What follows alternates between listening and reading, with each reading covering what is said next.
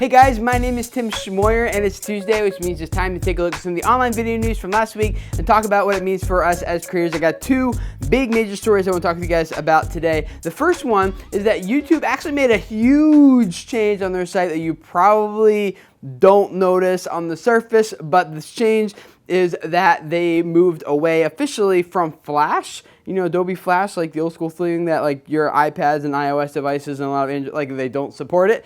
Well, now YouTube is completely HTML5. Why should you care? What does that mean for you as a creator? Well, that means basically that your videos will be more accessible in more places on the internet than ever before. HTML5 video is supported on most modern browsers. It's also what like smart televisions use, what mobile devices use, and like almost any device that accesses the internet can read and use HTML5 video. As opposed to using like Flash, you know, not so much. It requires some good processing power, it requires that you install some software, and it has some proprietary stuff built in. So HTML5 is definitely the best solution and direction for YouTube video to go. So there's nothing that you really need to do or anything. It's just nice to know that YouTube's making steps to make your content more accessible in more places. The second big story is that Nintendo is now rolling out a new change to their policy, and if you are a video gamer here on YouTube, you're definitely going to want to listen to this. But first of all, I want to thank our sponsor here at Video Creators this month, Famebit.com. Guys, if you are trying to make more money on your YouTube channel, you want to look for brands that want to pay you and sponsor your videos to talk about them in your videos, like you can find a whole marketplace of brands who are just signing up to find people exactly like you. You also find other creators there who want to collaborate and cross-promote audiences with you. So if you are interested in growing your audience and making more money on YouTube, check out Famebit.com or check out the link in the description below this video to go straight to their website where you can learn more. And if you have 1,000 subscribers or more, you can just easily sign up and get started with making more money and growing your audience. Another way that maybe you've been wanting to make money on your videos is by doing Nintendo Let's Plays, and you want to like feature their games in your videos, but you probably found out the hard way a while back that Nintendo actually hasn't been too favorable about people using their gameplay footage on YouTube. They're issuing strikes and takedowns and basically just making a lot of enemies on YouTube. Well, they now have a new policy that's rolling out that lets YouTubers monetize Nintendo gameplay footage on YouTube, but they're actually making more enemies in the process because they're telling creators that you can submit your video to us ahead of time, and if we approve it, then you can keep 60% of the AdSense revenue that's earned on that video, and we will keep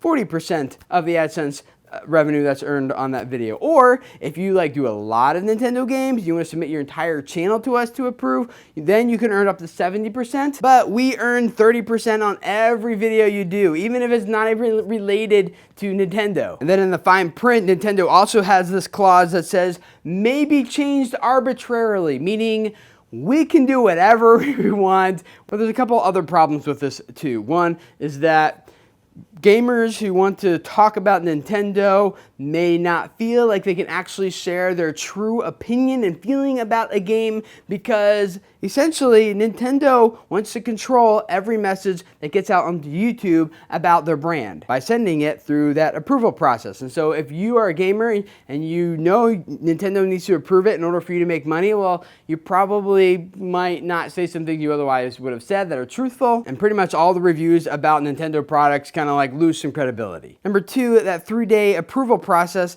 can make having a timely release like really difficult, you know, especially if you get like pre-access, like a pre-release version to a game, or there's a game that's coming out like that day and you have like photos you want to get up, a review you want to get up about the game, but you have to wait 3 days in order for it to be approved. Like you could miss a lot of traffic from all the people who are searching for reviews on that game like right when it's being released. Number three, another weird thing about this that people are complaining about is that it would be weird for a game publisher to go to like a news video game review site and say, hey, you can review our Nintendo games as long as you give us 40% of the ad revenue that happens on our game on your website. And then number four, it's also kind of weird that Nintendo wants to make money on something that you create. Like it's your creative work, it's your gameplay, it's you having fun, it's you and your audience, you know, and so I understand like they have every right to make money off of their intellectual property, right? And like musicians do that all the time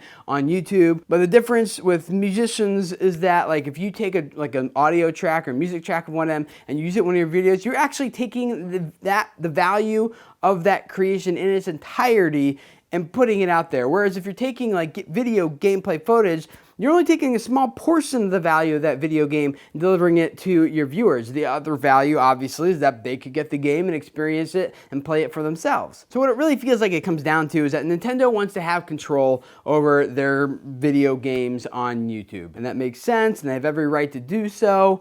But the way they're going about doing this is kind of like, I think it's just making a lot more enemies and is creating probably more problems for their brand in the long run than it's actually helping. There's several other stories to share with you guys that are important for you guys as creators, and I will link all those up for you guys who are patrons of video creators who are supporting me over at patreon.com/video creators. So look for those links over there. But for the rest of you guys here, I would love to hear what you think about this whole Nintendo thing. I know a lot of you guys are gamers and you're gonna have a lot of thoughts and opinions about this. You're supporting it, thinking, hey, you know what? It's not great, but at least it's better than what we had before. And to that, I would have to agree. And if this is your first time here, I would love to have you subscribe. Every Tuesday, we take a look at the online video news, talk about what it means for us as creators here.